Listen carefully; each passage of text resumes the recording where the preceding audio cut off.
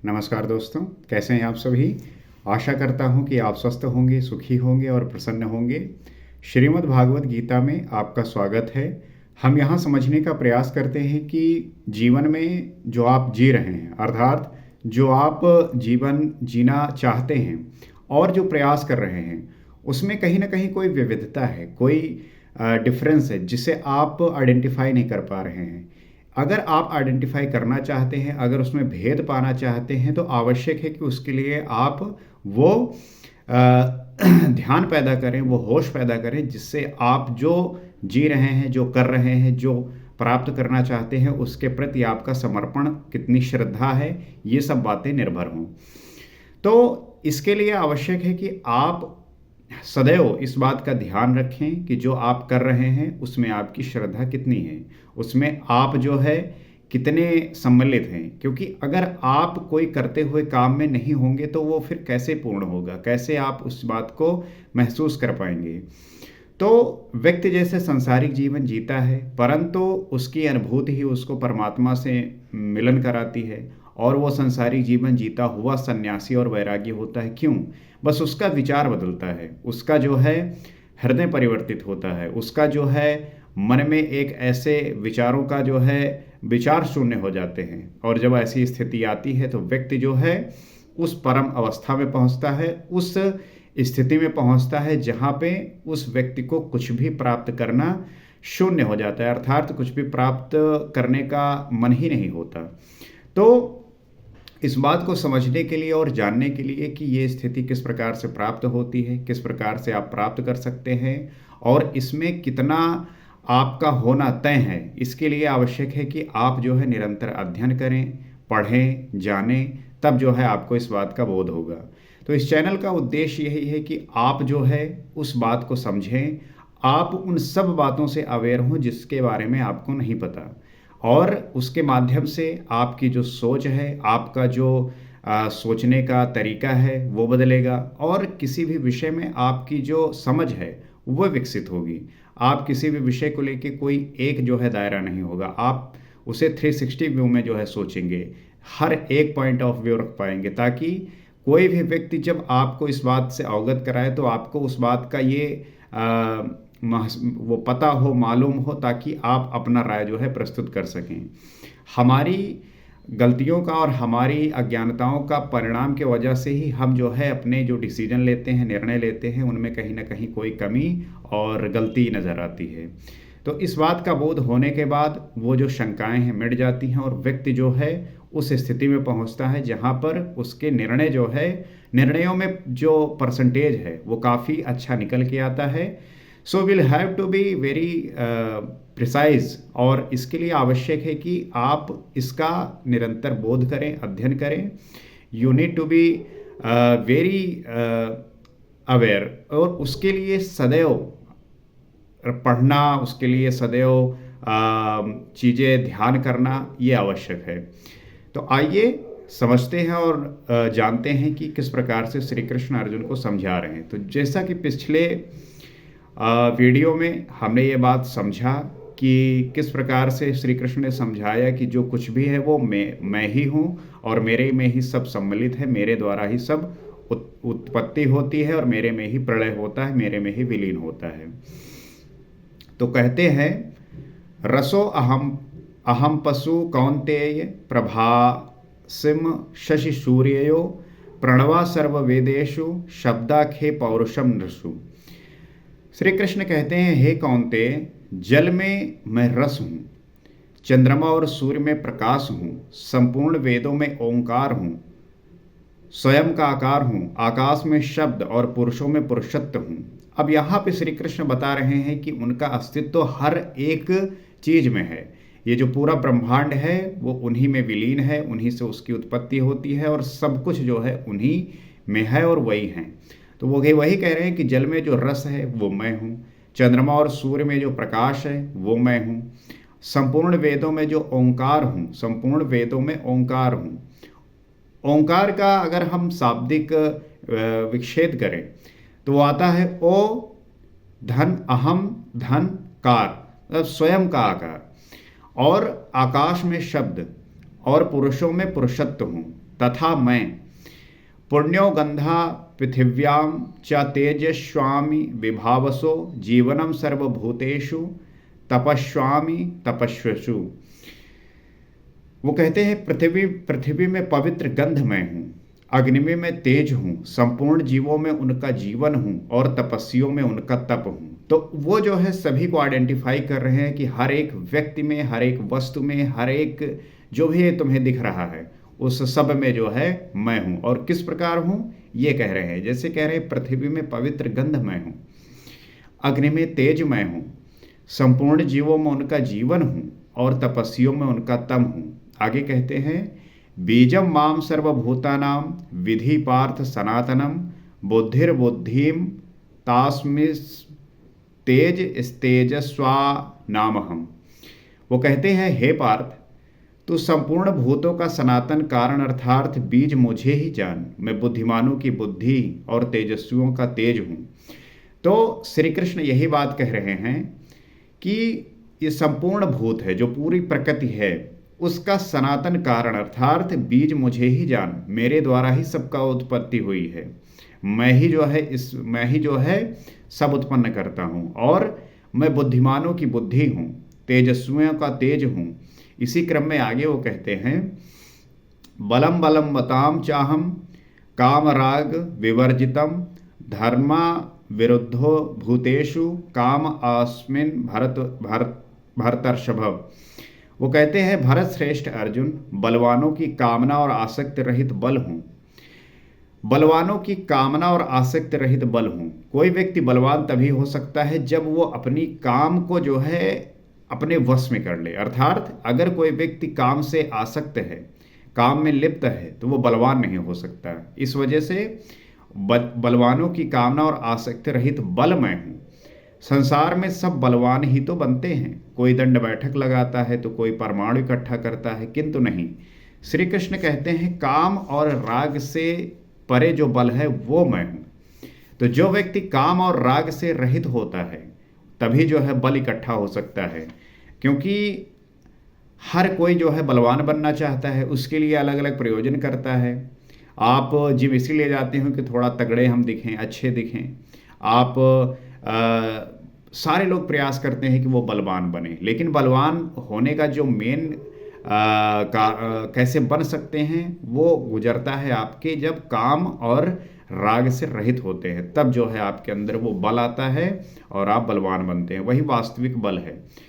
सब भूतों में धर्म के अनुकूल कामना मैं हूँ, परम ब्रह्म परमात्मा के एकमात्र धर्म जो सबको धारण किए हुए है, जो शाश्वत आत्मा है, वही धर्म हूँ।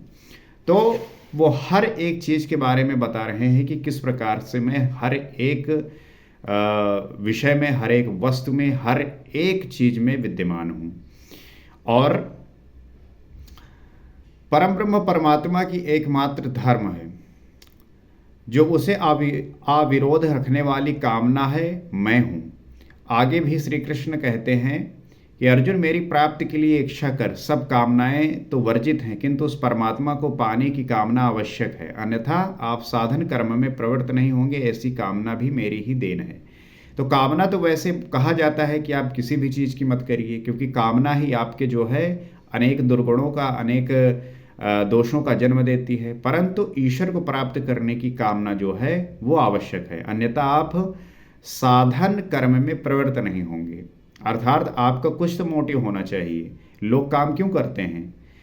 काम इसलिए करते हैं ताकि जो है उनको वो एक प्राप्त हो, मोटिव प्राप्त हो कि उससे कुछ उनको फल मिलता है, तभी तो लोग काम करते हैं। पता होता है कि उससे पैसे मिलेंगे, पैसे से वो घर खरीदेंगे, गाड़ी खरीदेंगे, अलग अलग तरीके के काम करेंगे, तो कोई मोटिव होता है। उसी प्रकार से जो, और वही जो मोटिव है संसारिक, खैर वो तो अलग अलग परेशानियां उत्पन्न करता है जिस क्षणिक सुख की तलाश में आप भटक रहे होते हैं, परंतु आपकी कामना सिर्फ एक जगह योग्य होनी चाहिए, मान्य है। वो श्री कृष्ण कहते हैं कि बस ईश्वर को प्राप्त करने की कामना, तो तभी जो है साधन कर्म में प्रवृत्त नहीं होंगे।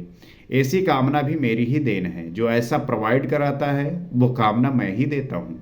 तो श्री कृष्ण का मतलब ये है कि हर एक चीज में मैं हूं और मैं ही हूं, जो उत्पत्ति होती है मेरे द्वारा होती है, जो विलीन होता है मेरे में ही होता है।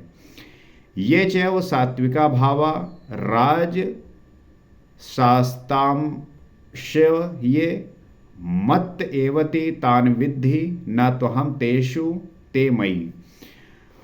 और भी जो सत्व गुण से उत्पन्न होने वाले भाव हैं, जो रजोगुण हैं और तमोगुण से उत्पन्न होने वाले भाव हैं, उन सबको तो मुझसे ही उत्पन्न होने वाले हैं ऐसा जान। तो जो सत्व गुण से उत्पन्न होने वाले भाव हैं और जो रजोगुण हैं और जो तमोगुण से उत्पन्न होने वाले भाव हैं, उन सबको तो मुझसे ही उत्पन्न होने वाले हैं ऐसा जान। तो जो सत्व गुण हैं, जो रजोगुण हैं और तमोगुण से उत्पन्न होने वाले जो भाव हैं, वो सब मुझसे ही उत्पन्न होने वाले हैं। तो इसलिए ऐसा ही जान, क्योंकि हर एक चीज़ में मैं ही विद्यमान हूँ, परंतु वास्तव में उनमें मैं और वे मेरे में नहीं हैं, क्योंकि ना मैं उनमें खोया हुआ हूँ और ना वे ही मुझ में प्रवेश कर पाते हैं। तो वो यही बात कहते हैं कि वास्तव में उनमें मैं और वे मेरे में नहीं है। क्यों? क्योंकि मैं उनमें खोया हुआ नहीं हूँ और वो मुझ में प्रवेश नहीं कर पाते, क्योंकि मुझे कर्म से स्पृहा नहीं है, मैं निर्लेप हूँ, मुझे इनमें कुछ पाना नहीं है, इसलिए मुझ में प्रवेश नहीं कर पाते। तो वो जो व्यक्ति की कामना होती है, डिज़ायर होती हैं, वही जो है व्यक्ति को प्रभु से अलग करती हैं, ईश्वर से अलग करती हैं, उसे प्राप्त करने में बाधा बनती हैं। उसके सिवा जो है वो व्यक्ति अगर वो कामना त्याग दे, इच्छा त्याग दे, डिज़ायर त्याग दे, तो उसको जो है वो सारी प्राप्ति हो सकती है।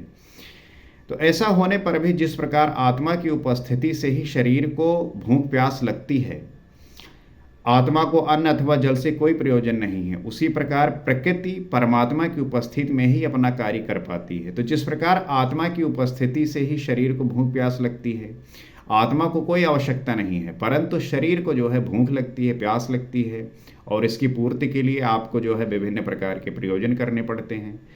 तो आत्मा को अन्न अथवा जल से कोई प्रयोजन नहीं है, न उसे अन्न चाहिए ना ही जल चाहिए। उसी प्रकार प्रकृति जो है परमात्मा की उपस्थिति में ही अपना कार्य कर पाती है, लेकिन जो प्रकृति है वो परमात्मा की उपस्थिति में अपना कार्य कर पाती है और परमात्मा उसके गुण और कार्यों से निर्लेप रहता है। लेकिन परमात्मा जो है उसके गुण और कार्यों से निर्लेप रहता है, अर्थात उसमें किसी भी प्रकार की आसक्ति नहीं होती, लगाव नहीं होता, मोह नहीं होता, बंधन नहीं होता। तो वो जो है उनसे अलग रहता है, भिन्न रहते हैं। तो तात्पर्य क्या है कि हम इस बात को इस तरीके से समझ सकते हैं कि जो हमारा होने का बोध है और हर एक चीज़ जो आप देख रहे हैं, अक्सर जो है लोग प्रश्न करते हैं कि ईश्वर कहाँ है, ईश्वर कब मिलेगा, किस प्रकार मिलेगा और कहाँ है आपका ईश्वर। तो ईश्वर को जानने के लिए आपको सबसे पहले यह समझना होगा कि आप जिसको जानना चाहते हैं वो कौन है। आप पहले ये समझिए कि जो आपका शरीर है वो क्या है। आपका जो ये शरीर है, आपका जो सोचने की समझने की क्षमता है वो क्या है, बुद्धि क्या है, मन क्या है, आत्मा क्या है। इस चीज़ को जब आप पहले समझेंगे, उसके बाद कौन सी चीज़ें किस प्रकार कनेक्ट होती हैं। क्योंकि जब तक संसारिक व्यक्ति को तो यही पता है कि शरीर है, मन है, बुद्धि है, आत्मा है। अब इसको कैसे हम डिफ्रेंशिएट करेंगे और कौन चीज़ किस प्रकार से कनेक्ट होता है, ये बहुत निर्भर करता है उस बात से कि उस व्यक्ति को कितना बोध है उस चीज़ का। तो आवश्यक यही है कि वो व्यक्ति अपने आप को इस प्रकार से चुने, अपने आप को इस प्रकार से ढाले कि वो जो व्यक्ति है वो परमात्मा के जो गुण हैं वो उस प्रकार के गुण उसमें भी जो है उत्पन्न हो, जिससे जो है वो रेजोनेंस क्रिएट हो, जिससे जो है वो उसमें जाके मिले, उसी में विलीन हो जाए।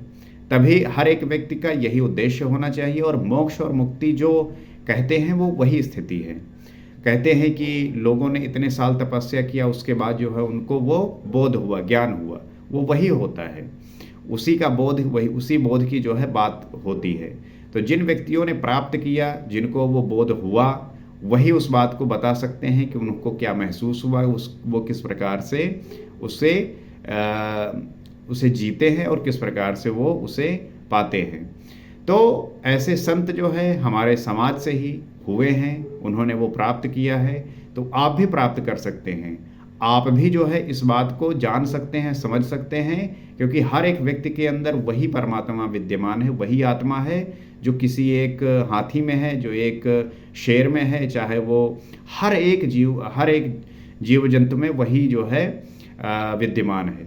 तो कोई भी कुछ भी प्राप्त कर सकता है, लेकिन जो जो आपका ये मानव जीवन है, जो इस योनि में आपका जन्म हुआ है, इसमें जो है आपके अंदर वो बुद्धि है जिससे आप उस बात को जान सकते, समझ सकते हैं।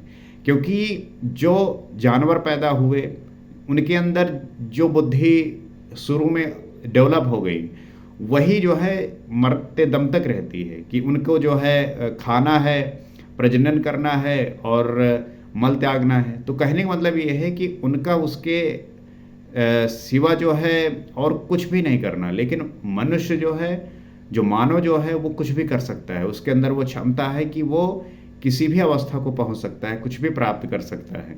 तो ये क्षमता अगर है आप में, है ही, बस आपको जानने की आवश्यकता है। और वही जानने का हम प्रयास यहाँ पे करते हैं कि किस प्रकार से आप अपने को परिवर्तित कर सकते हैं, अपने आप को जान सकते हैं, और आपकी जो परेशानियां हैं, छोटे छोटे चीज़ों को लेके जो आप विचलित रहते हैं, परेशान रहते हैं, उससे अलग होकर उस परम ब्रह्म परमेश्वर को जान सकते हैं। इसी संसार में रहते हुए कहीं आपको कोई जाने की जरूरत नहीं है।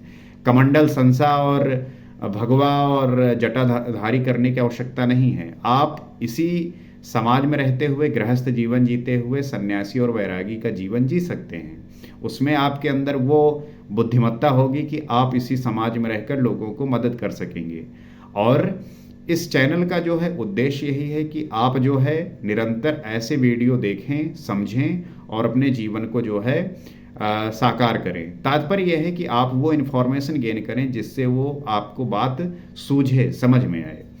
तो अगर आपको ऐसा लगता है कि इन वीडियो के माध्यम से आप कुछ सीख पा रहे हैं, समझ पा रहे हैं, और इसमें और क्या चीज़ें ठीक करी जा सकती हैं, आप क्या समझते हैं, आप भी अपने बात को शेयर करिए। और जुड़ने के लिए इस चैनल को सब्सक्राइब कर लीजिए, फॉलो कर लीजिए, ताकि हम इसी तरीके से इस चर्चा का जो स्तर है वो बढ़ाते रहें और नई नई चीज़ें सीखते रहें।